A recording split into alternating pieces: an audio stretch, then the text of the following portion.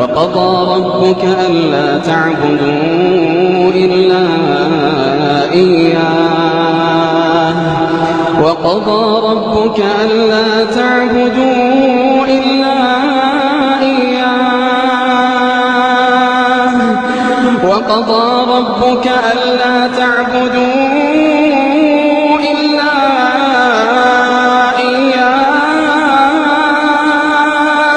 إلا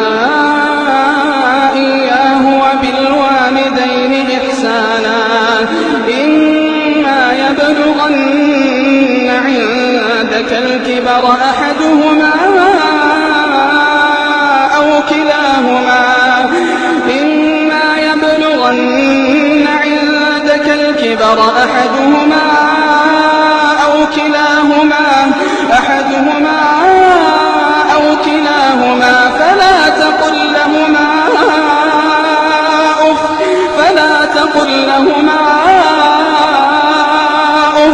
فلا تقل لهما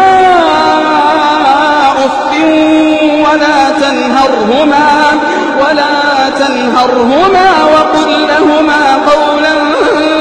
كريما واخفض لهما جناح الذل من الرحمة وقل رب ارحمهما كما ربياني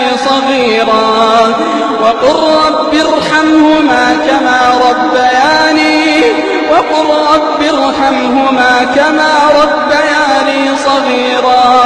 ربكم أعلم بما في نفوسكم